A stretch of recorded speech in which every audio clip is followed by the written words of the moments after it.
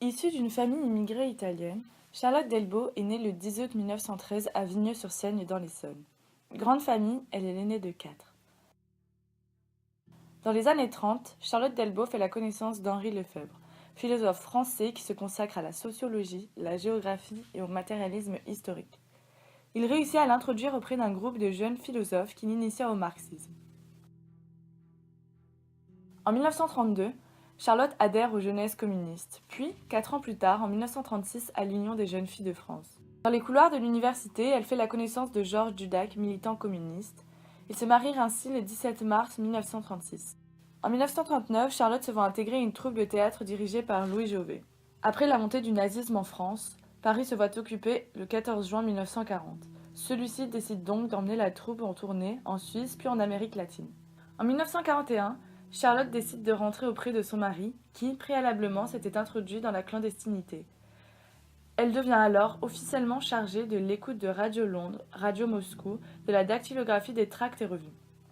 Cela lui vaudra après la guerre d'être homologuée adjudant-chef de la résistance française.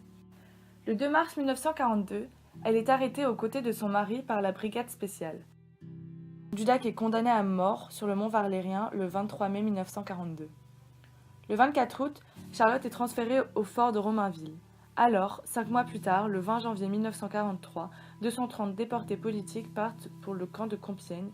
Le 23 janvier au matin, elle monte dans le train pour Auschwitz-Birkenau. Charlotte se voit vivre un enfer durant ces mois, mais l'année 1943 sera encore plus terrible, étant donné que tous ses compagnons décèdent du typhus et qu'elle sera la seule survivante du groupe. Par la suite, elle sera envoyée au camp de Ravensbrück.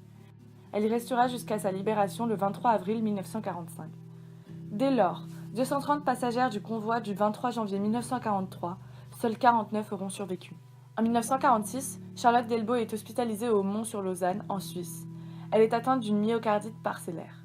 Ce sera durant cette période de repos qu'elle écrira Aucun de nous ne reviendra, premier tome d'une trilogie. Peu après, Charlotte rejoint l'ONU qu'elle quitte en 1960 pour devenir l'assistante de son vieil ami Henri Lefebvre. Parallèlement, elle publie Les Belles Lettres, puis Aucun de nous ne reviendra, le livre qu'elle aura écrit 20 ans auparavant.